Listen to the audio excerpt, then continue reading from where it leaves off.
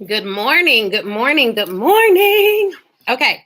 So I have not been live at all this week. This is my first live of the week, which is unusual. As you all know, I do Motivation Mondays, Wisdom Wednesdays, Trademark Tuesdays, but I have been working this week, focusing a lot on my speaking business, the speaking side of my business, and onboarding new people to help out. But I have to do this Wisdom Wednesday. I absolutely have to do this Wisdom Wednesday, and I'll tell you why. It is vitally important um, that we stop letting people's opinions slow our progress. Okay. If you have ever been guilty of allowing someone's opinion slow your progress, just put guilty in the comments. Good morning. Good morning. Just put guilty in the comments for me because I've been guilty of that, doing that before. And kind of what spearheaded this. So to give you a roadmap, okay, I want to let y'all know where I'm going with this morning. We're going to talk about 3 strategies to stop letting people's opinions slow our progress on this Wisdom Wednesday, because that is where we need to get to. We need to get to that point where people's opinions do not slow our progress. And I want to say why this even came about. For those of you that follow me on here on social media, my name is Ashley Kirkwood. I'm the owner of Mobile General Counsel, the law firm for entrepreneurs. So if you want a cold Black woman lawyer, you just hit me up. But I went on air this morning. I'm a legal correspondent, so I go on air and on the radio sometimes and talk about pop culture cases. I actually went on air this morning to talk about the Jussie Smollett case. And I went on to talk about why it was that all 16 charges against him were dropped. And people are either infuriated or they're like super excited about it. And no matter what side you fall on, here's why I was okay with this. I was excited about this. When someone accuses you of something in the court of law, as a defendant, your answer to them, prove it. Your answer to them is prove it. Your opinions don't matter. The way that you feel about certain things don't matter. The way you prove it. You want to accuse me of a crime? It is your obligation bringing this case against me to prove it. And guess what? If you can't prove it, drop it. Or if you can't prove it, that's on you. But guess what? It's not my obligation to prove that the case you brought against me is valid. And although that's a legal principle, and that's how it works in the court of law, and thank you so much, Goddess Ali. That's the way it works in the court of law. I think we need to have that applied to our everyday lives, because so often we allow people's opinions of us, what they say about us, to stall or stop or halt our progress instead of looking at them square in the eyes. Prove it. That's your opinion. And if you don't want to prove it, you don't have to, because guess what? Your opinion of me it has nothing to do with me. That's what you got going on internally. But there have been times in my life, and maybe in some of you all's lives, where you've allowed other people's opinions to stop your progress, because it is hurtful when people say things about you that are not true. And although people are upset about Jussie getting off, it's not his job to prove the state's case. They brought 16 charges against him. For whatever reason, they determined that they no longer wanted to try and prove it. And so they dropped the charges. Now, to me, that makes perfect sense. But the greater theme here is, one, Jussie has money. 2, he is deep in his career. He's living out his dreams as an actor and everything else. And a lot of us are getting caught up on this case. It's not fair. It's not fair for this reason or that reason, or this is Chicago politics.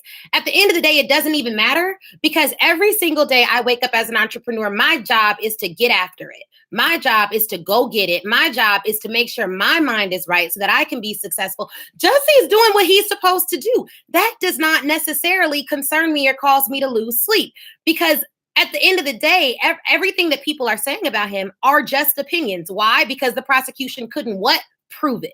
And so for me, that's the lesson that we can take on this Wisdom Wednesday back to our lives, our jobs, our professions, is that we have to stop allowing other people's opinions to halt or to delay our progress. Now, how do we do that? We start a business. We tell someone the business idea. They say they don't like the idea. They say they're not interested in the idea. Our friends and our family don't support us. They don't share our posts. We get so uptight about that. We're so angry about that. We're making posts about that. But unless your activity is moving the mission of your purpose forward, it's a waste of time.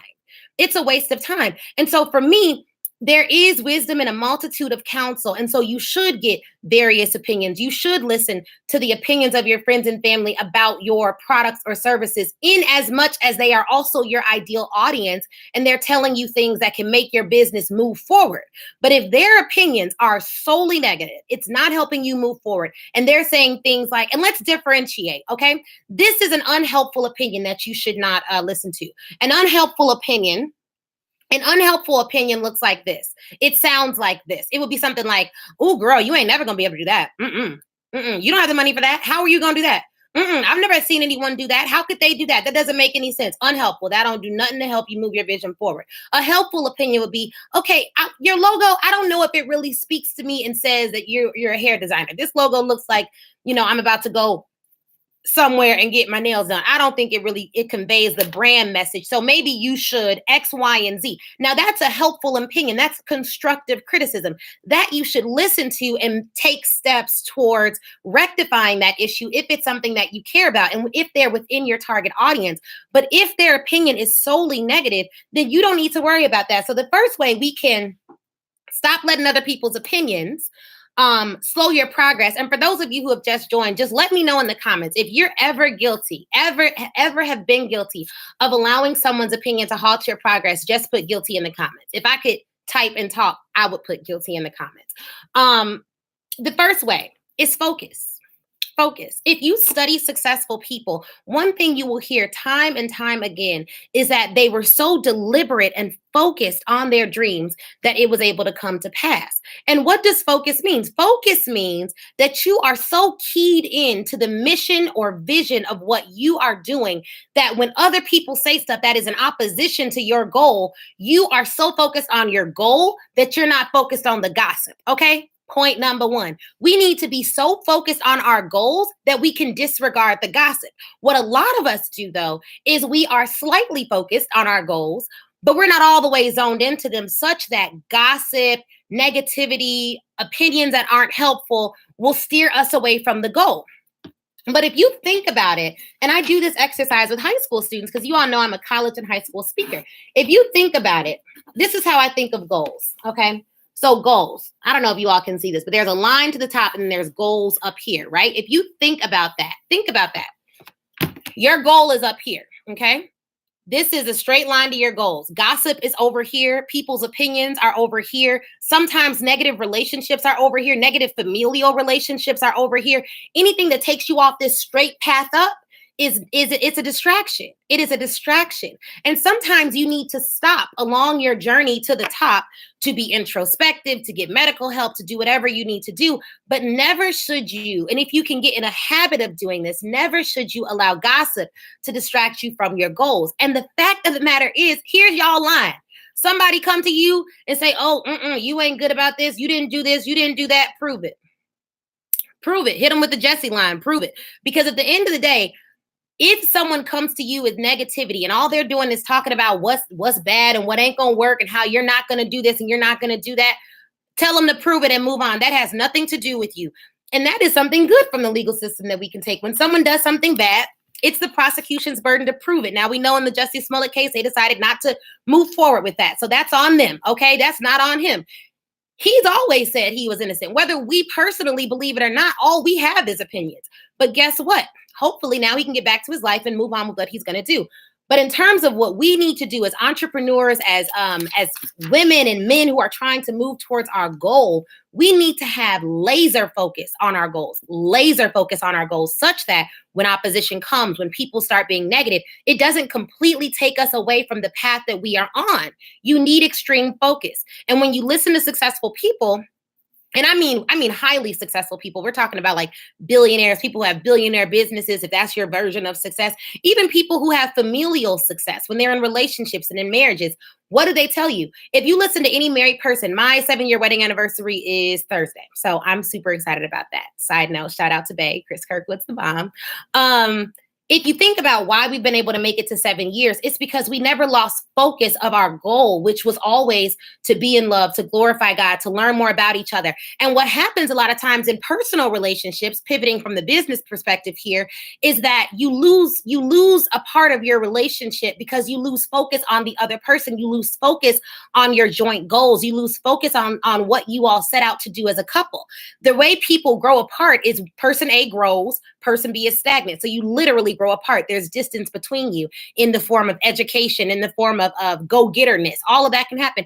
Or you two grow together. You're both growing in your respective career fields, but you're not looping each other into the process. And thus you literally grow apart. If you want to stay together, you want to make it last. Even in thinking of my parents' 25 plus year marriage, they've always stayed focused on each other. They continue to date. They continue to invest time in each other, but they had to stay focused. When you think about cheaters, what do? They start focusing on somebody else and it breaks up the relationship a lot of times. So focus is integral to reaching any goal, whether it be business or personal. So the number one way that you can stop letting people's opinions slow your progress is focus. Okay, y'all ready for number two? Just put number two in the comments. Put number two in the comments because number two is going to bless you. I already know. Because when I started getting this concept down as a principle, my life started getting better. And I was able to discern between who I should be listening to and who I should not. Okay. So the number two way that you can stop letting people's opinions slow your progress, the number two way is sift. Learn to sift. Y'all know what sifting is? Like when you have flour and you're like sifting it, you don't want a whole lot of lumps in your flour and stuff. So sifting is essentially you're able to receive a large amount of information and you're able to decipher between what information will help move you forward and what information won't. So you have to be an exceptional sifter. Like essentially, if you're really spiritual, think of it as discernment, but you need to be able to sift between what's good and what's bad. And I'll be honest with you, I get a lot of both. So sometimes when I am a correspondent and I go on television or I have a YouTube video that gets a lot of hits or anything like that,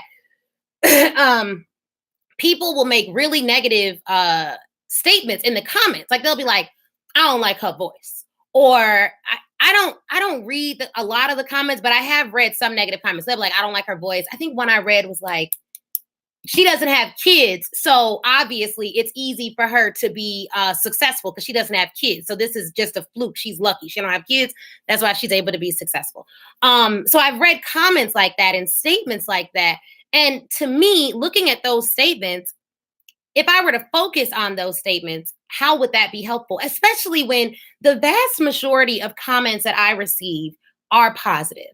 Most people aren't coming to me with the drama just yet, right? That'll probably change as I grow and develop a bigger audience, but people really aren't coming to me with craziness right now. Now, there are periods where that may happen more so than others, but you do have to be able to sift. Yes, I'm going to take the meat and spit out the bones. Okay. Because not only will you have successes in business, but you're going to have failures. And recently I had to pull out of a speaking engagement that I was set to do because I had a conflict between client work and the engagement. And it was an engagement that I was volunteering to do. And I had to pull out. And I was really sad about it because I've never had to pull out of an engagement after, saying yes to it. And I had to pull out because client work does come first in this business. And I talked to my husband about it. I was like, I can't believe this. I got to pull out of this engagement. This is horrible. This is horrible. I can't believe this is happening. And he was like, you need to get over it. Mistakes happen and they're going to happen again. And at that time, because I know my husband loves me, I knew he was saying it out of love. And I took his advice and that's exactly what I did. Hey, how are you? So you have to be able to sift. You have to be able to sift. But no, even though my husband's advice wasn't wrapped in flowers and love and, oh no, you're so great and all of that other nonsense, because I know my husband loves me, I take everything he says as constructive because I know he has my best interest at heart. Some of the reason why we're getting so upset about the people who say things or we don't want to take what they say into consideration is because people who are coming at you in business and who are saying things to you at business, in your heart, they don't have your best interest at heart. They don't. And oftentimes people who don't have our best interests at heart will try to, hey, what's up, Emmanuel? They'll try to cover what they're saying as constructive when really it's like, it's evil. They just want to get you off your square. And you need to be discerning enough to know what to sift. Like sifting is very, very, very important. Sifting is very, very, very important because some people really they will never like you. They will never like you. But let me give y'all this tip that I know for a fact. There are people, and I know this because trust me, I know it like I know my name. There are people who, although they don't like you, they see so much potential in you that they don't want to say they don't like you because they know you may blow up one day. And they want to be just at the right place in case you really pop off. Those people are everywhere. So it's not your job to like necessarily figure out who they are and oh, I don't think she likes me or she's jealous or she's that. It doesn't matter. But you just sift it out. Sift it out. Trust your gut. Trust your heart, especially if you are prayed up. You are someone who has wise counsel around you. And even if you are prayed up, even if you have wise counsel around you, these words, discernment, they're words that we throw around in the church and they're like, oh, I'm discerning. My spirit discerns this. No, in a very real way. There are times when I cannot discern what someone's intentions are because I'm so close to them or because I'm too busy or because I haven't been still enough, which is why there's safety in a multitude of counsel. I can go to my husband and say, babe, I don't know. I can't really get a feel on her. What you think? And he'll tell me. He'll be like, okay, well, she's wrong like this, but you're wrong like that. Like you shouldn't have done this. She shouldn't have done that. Overall, she's probably an okay person. Give her 3 months before you say anything about her. And that's another piece of wisdom that my husband gives me. When I like someone, when I meet them, I think they're a good person. I want to promote them. I want to give them business to my audience. I want to do all this stuff. I want to help them as much as I can. He always is like, you need to wait. And that's scriptural. Place your hands on no man quickly. That particular scripture in the Bible was talking about church leadership specifically, but there's lessons that we can take from that for everyone. We should not. And social media does, it makes this a little bit more difficult. Social media makes us feel like everyone's our bestie. And even people who we don't trust, we trust the fact that they have hundreds of thousands of followers. So we think that means they're a good person. It doesn't. It doesn't mean they're a good person. And in fact, you gotta be careful. You got to be careful. You need to wait a little bit and develop a real relationship with people and kind of see who they are over time, and not just who they are over time publicly, but who they are over time to you. Because there are a lot of people that are exceptional at putting on airs online or being someone different online. And then you meet them and you're like, oh, they foul. Now they may have just been having a bad day, but you trust your gut. Trust your gut. We don't have to quickly endorse people. It's not something that we need to do. You should be able to see people over time. And if someone has a problem with you saying, I just want to see how this relationship goes for 3 months before I make any quick assessments, then they're not someone you should trust. Anyone who wants you to rush into a decision isn't someone that you should trust. They're just not. They don't want you asking them any questions about their background. They don't want you digging too deep into their past. That's not someone you should trust. And a part of being able to sift, if you want to do a good job sifting, you can't do it quickly. You need to wait. And sometimes it's not from a negative place, but when we are so excited about what we have going on and what we think someone can do for us, we will rush the sifting process and say, oh, no. She can do good stuff for me. I'm going to give her all this stuff. I'm going to endorse her quickly. I'm going to do all this stuff for her. And it doesn't make sense. It doesn't make natural sense. Okay? So we have to take a step back, calm down, see where the chips fall. The person may be great, they may not. And if you're single and you're dating, do the same thing with them. See how they act over time. I don't know if I've told you all this. I'm sure some of you do not know this, but when me and my husband were dating, we didn't have sex during that period of dating. And it wasn't so much because, we're holier than thou or anything. Well, one, we did make a commitment. I made a commitment. I knew I wanted to be married. So I was like, God, obviously the way I've been doing things is wrong. Let me do this a different way. And so I waited with my husband and we waited till we were married to have sex. Now, what that did, though, was it allowed me to see him over a significant period of time and how he acted without any physical contact. And I was able to see the discipline in him, which made me fall in love with him. He's so disciplined. He's such a disciplined person. But had I not been able to see that, it would have taken a longer time for me to trust him. So now that we're married, I already know he's a disciplined brother. I already know, what he did for me while we were dating, how he was able to lead me in a godly manner. And so it made me trust him more. We rush things, and it's just, we're in a microwave society. We want people to be who they show us that they are. But sometimes you just need to wait. It doesn't mean you don't trust them or you won't trust them, but you just have to wait. You don't got to trust people quickly. No, don't do that. We off that in 2019. The third thing, okay, how to stop letting progress, people's opinions slow your progress, is you need to move. You got to move around. You got to move. So if you are, so we've talked about two things: focus, sifting. The third one is move. You need to move. Once you determine what your focus is, okay, your focus, you know where your focus is. Sift. You've sifted out, sifted out who is not for you, who is for you, what comments you can take back and do something with, which ones you can't. You've sifted through all of that. Then the third thing, you need to move. One of the reasons we don't reach our goals is because we're not taking deliberate action towards them. And yesterday I posted that I got a speaking engagement. It's a pretty big engagement. It's 5 times the rate the company paid me last year to speak. And that's pretty good. Like, I'm like, all right, cool. This is dope. This is dope. And I posted that and I was like, I praise God for this. And someone commented and said, okay, you may have praised God for that, but you actually did something to get that engagement. And that's true. And so I want to be very clear here. I am a Christian that works. Okay. I'm a Christian that works. God is amazing in that he'll give me strategy, and I would never be able to reach the heights that I've reached without God putting his super on my natural. But I also I don't pray for things that I'm not willing to move towards. So I'm not going to pray for something and then be like, well, hopefully it shows up at my doorstep. I'm also going to move towards it so that God knows I'm willing to prove it to God. You know what I mean? I'm willing to prove it to God. I'm willing to prove to God that I want this. I'm willing to do what's in my power to do. But I know that the visions that I have that he has for me in my life, I can't in my own natural strength make those things come to fruition. So although I move, his moves are way bigger than mine. So if I'm moving and he's working, then I'm straight. I'm straight. But we need to move. You could say you want to be a professional speaker all you want, but if you never speak, no one believes you. No one believes you. So how do we prove it? Let's make this real. You want to be a professional speaker. How do you prove it? You take resources. I have a Speaker Way to Cash workshop in Chicago coming up where I'm teaching people the strategies I use to land paid speaking engagements. Resources. So you move towards resources. You want to be $1 billion brand. How do you prove it? You get your branding in order. You get your trademarks done. I'm a trademark lawyer. You start getting clients. You tell people about what you do. You have to move towards that thing.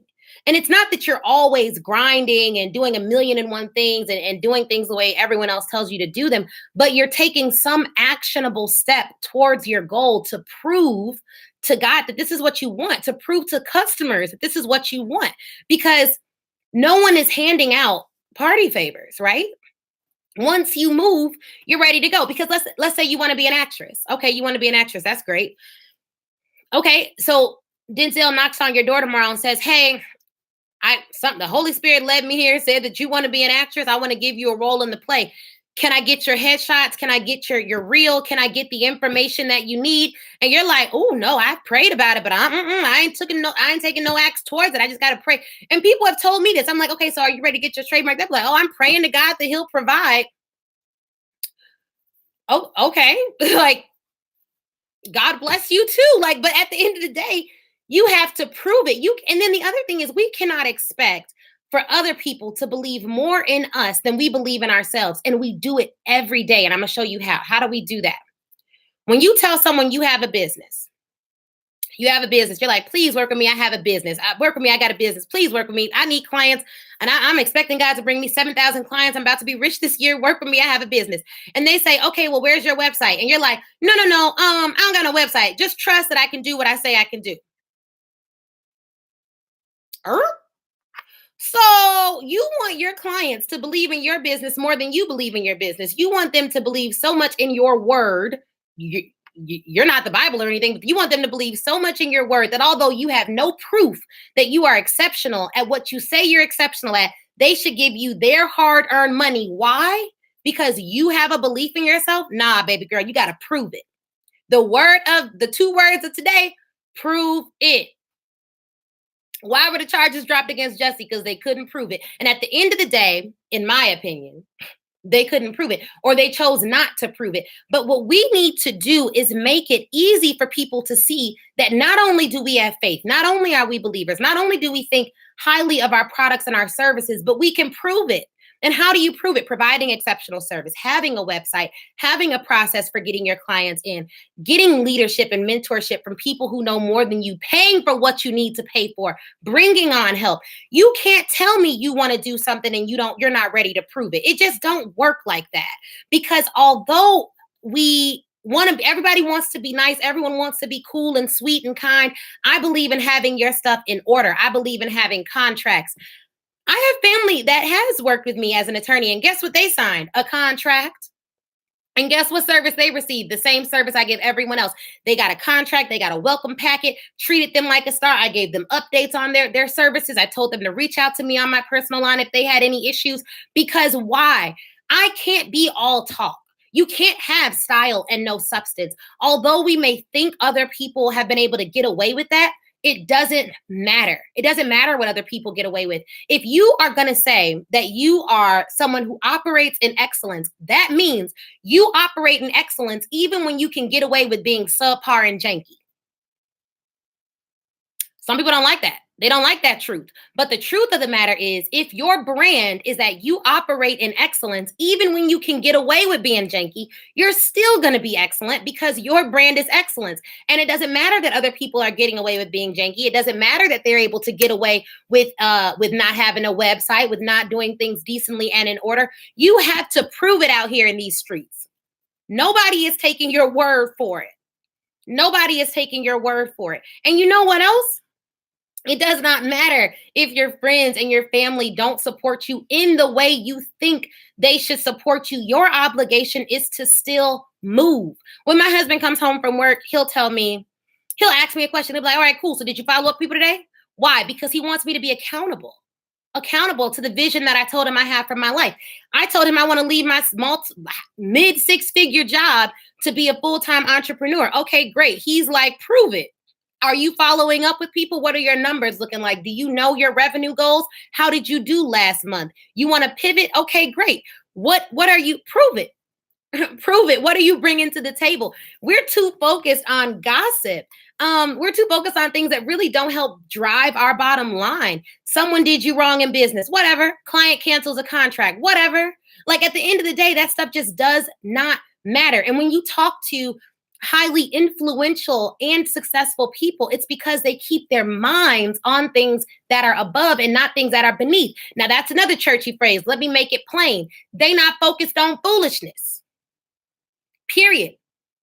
Now, y'all know I love me some good reality TV, but during the day, I don't turn the television on unless it's to watch a segment of the news that I'm opining on the next day. I'm not even consuming news day in and day out because I'm a legal correspondent. I do research before I go on and opine on any particular topic, but I am not consumed with anything that is not adding to my bottom line. And when I do it, it has to be effective and efficient, and it has to be towards a goal. Why? Because I don't have unlimited time. I don't have unlimited time. And everyone tells you about being a good steward over your money, but you need to be a good steward over some other stuff too. You need to be a good steward over your mind. You need to be a good steward over your time. And you need to be a good steward over all other resources. Be a good steward over your mind. Keep your thoughts pure. Keep your thoughts on things that will help you move forward. If you don't like listening to music, listen to a podcast that can be uplifting. My podcast is called The Currency of Confidence. I am recording episodes today. Our next episode will drop on Monday, and I'll be recording consistently. I'm going to batch record. So I've been behind on recording, but I'm going to batch record. So keep your mind stayed on things that are positive. Keep your resources. Be a good steward over your resources. We don't have unlimited resources, or we don't have unlimited resources yet. And until we get unlimited resources, we have to be excellent stewards over the resources that we have. And we need to make sure that we're governing, the money that we do bring in. We need to make sure that we're governing the money that we do bring in. So this Wisdom Wednesday was about how to stop letting people's opinions slow or stall your progress. And it was inspired by Jesse basically getting off. He had all 16 charges against him dropped. Why? Because the prosecution decided they no longer wanted to prove it, and it's their obligation to prove it. So while a lot of people are upset and this isn't fair and this is what money buys you and everything else, as far as Jesse is concerned, and as far as I am concerned, it is the prosecution's obligation to prove it. And when people come at you with nonsense and opinions and things like that on your business, I think you should look them square in their eyes, say prove it, and move on. So in terms of the 3 ways that we discussed to stop letting people's opinions slow your progress, number 1, focus. Number 2, sift. Number 3, move. Move, take action. Be someone who is known for taking action. Don't just talk about it, be about it. And I'll tell you guys this. So a lot of you all do know this already. I do have my law firm, founding attorney of Mobile General Counsel. I'm also a professional speaker. I've been traveling all over the country to colleges and conferences and speaking.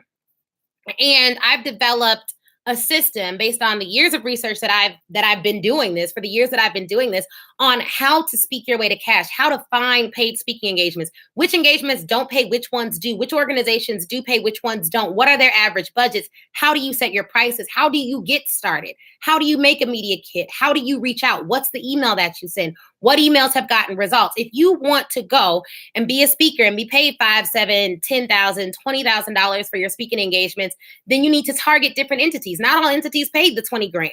Not all entities pay $1,000, which is on the low end of the speaking payment platform for one keynote. So if you want to see how to do this, learn how to do this, then you should definitely be attending Speak Your Way to Cash. Join me live on Jay Slaughter's Facebook page at noon. She's a celebrity brand strategist. We'll be talking about that at noon on her page. So please head on over to her page to hear how you speak your way to cash, and join me in Chicago, April 6th for the workshop. It's going to be amazing, amazing, amazing. I cannot wait. It's in person. It will not be streamed live, because these are things that I invested thousands of dollars in, and they're things that other people will have to invest in to get. It's not cheap. I mean, you got to do what you got to do when it comes to making it and getting your resources. So I hope you will attend. If you're interested in being a professional speaker for pay, which is different than speaking, and I'm going to tell y'all, I speak at a lot of places. I'm going to break down which ones do not pay and which ones do, and how to get to the paid ones consistently. So, because y'all know these, I'm not going to say what I was going to say.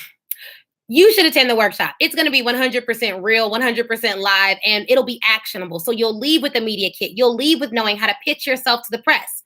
Because one of the ways I got my first paid speaking engagement from a major research institution was because they saw me in the press. That the prestige of press, the prestige of being in the paper, the prestige of being on television, all of that dramatically helps your brand. And I never had a publicist, so I've always had to pitch myself to the press. Okay. If you need a publicist recommendation, I would recommend Vanessa Abram. I think she's great personally. But I will say, if you got to do it yourself, which if you're not a celebrity, I recommend you at least know how to do it yourself and build those relationships. We're going to talk through how to do that, who you should be pitching, how to find the person to pitch, et cetera, et cetera.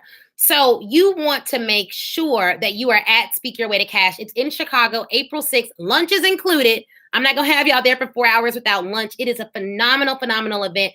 Jay will be there giving brand strategy tips, because you got to have your brand together. When people Google you, you need a good reputation on Google. But we're also going to talk about how you can start that day. Because what I don't like is when you go to these big events and they tell you need 5,000 other things to start. We're going to talk about how you can start that day, how you can start finding people to pitch. We're going to set up your client relationship management tool. We're going to input people that you should be reaching out to. Okay. So we're going to literally do it that day. I'm going to send this email to the person we just researched right now. See what they say. Track their responses. How do you do that? What your speaking fee should be. You got to set your speaking fees. So we're going to talk about all of these things and when doing a free engagement makes sense. When it makes sense and when it doesn't, and how I got my start, and how I was undercharging in the beginning, and why I decided to make my rates what they are now. So you want to attend this workshop if you are interested. Here's who it's for. If you're an entrepreneur who wouldn't mind being an expert on television, talking about your particular expertise, you should be there. If you are someone who wouldn't mind public speaking being an income stream, you should be there. If you are someone with a message that colleges, corporations, or major conferences could benefit from, you should be there. Now, how do I judge the success of an event? Because I am strategic and resourceful with my money and my time. If I can get my investment in the event back within 90 days, It's a no-brainer. So for me, the event is under $300, and the speaking engagements I'll be showing you all how to pitch will be four-figure engagements. Nothing's less than $1,000. Like, we're not talking about how to get $500 from an event. No, that's not what we're talking about. So you're going to, if you follow these steps, stick with it, do what you need to do, you can easily get that investment back in less than 90 days. And it's a small investment. The things that I've attended have been thousands of dollars for public speaking training, but I wanted to make it accessible. There are, I may do it again. I'm not sure when that will be. But we'll see. So you should attend, and I may have an online version. We're toying with that idea now. But it's April 6th. You have 2 weeks left to secure your spot. And here's what I'm doing.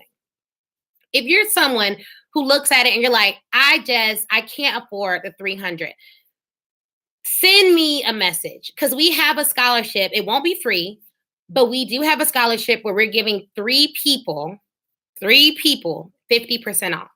People who want to attend and just can't do the cost. You can't do the cost. 3 people. We're going to do a scholarship, but you'll need to let me know, like, why you want to attend. What's the reason you can't? It'll be a short form, but if you want the information for the scholarship, just send me a message and I'll send that to you. So we'll do 3 people, 50% off, because this information, one, I don't do live events that often. And I don't do live events where it's actionable research. But if you know anything about me, you know I'm not wasting anyone's time. And the information that I'm giving you is legit information. It's legit information that I have personally been able to utilize. And if you wouldn't mind getting paid $4,000 or $5,000 to go speak at a college for 45 minutes, then this is for you. You definitely should be there. It's going to be amazing. I cannot wait. If you know someone who will be an exceptional public speaker, but they just literally don't know how to get started. And when I say get started, I mean, like, you don't even know how to go on Google and find these engagements. You're like, I have no clue. Like, how do you start this? What do I need on a website? Where would I get a speaker's reel from? How do I create that? What do I need now? Then let me know. Let me know if you want the link to the scholarship. Let me know, and I will post that information, or I will give that information to you. But Speak Your Way to Cash Chicago is going to be amazing. If you're in another state and you want us to bring it there, I'm thinking of doing it in Atlanta and then also New York, because when I do events in New York, they are just so awesome and come right on out. So I love Atlanta. I love New York. I like Chicago. I, of course, love Chicago too, but let me know if this is something you want to partner with me and host in your city. I'm happy to do that, because I travel quite a bit, but we need to get that on the calendar relatively soon, because this year is filling up. Okay. So hopefully you guys can attend Speak Your Way to Cash. It's co-ed for men and women. I don't think I've done an event for women yet. I do have a brunch coming up in May that's for women, but for the most part, my events are co-ed. So that's all I got for y'all. Don't let opinions stop or slow your progress. Don't do it. Don't do it. It's not worth it. It's not worth it. And you know what? Those opinions, put them in your back pocket, tell them to prove it and move on. Some people hate that. They'll think you're arrogant. They'll think whatever they want to think about you. But at the end of the day, prove it. Prove it. Your opinions have nothing to do with me. If you want to do something about it, prove it. That's on you. That's on you. That's not my burden to carry. I am not obliged to put your opinion in my purse and carry that around with me all day. And a lot of us do that, and we just simply should not. There are too many goals out here, too many lives we need to be impacting, too many people, nations, leaders that we need to be reaching for us to be solely concerned with someone's unverified, unproven opinion. Okay? So 3 ways you do that, just as a recap: focus, have extreme focus in 2019, sift out the good advice from that which is negative, and move. Take action. Hopefully I'll see you guys at Speak Your Way to Cash, the summit, if you will, the day-long summit for people who want to be professional speakers. If you need more information about the scholarship, please let me know. Talk to you guys soon. Thank you so much for joining me on today's Wisdom Wednesday, and I will be talking to y'all soon. Talk to you soon. Bye-bye. Oh, sorry, YouTube. Now you're getting like a face full of my wrist, or my elbow rather. Okay, thank you guys so much for joining me from all over the country, wherever you are watching this from. Please do subscribe to my channel. Share this video if any of it resonated with you. Let people know. In 2019, we are not letting opinions stop our progress. I can't wait to see the amazing things you all do. Ashley Kirkwood, principal attorney with Mobile General Counsel, motivational and keynote speaker. If you need a speaker for your next event, email admin at Passion, Purpose, and Paychecks.com.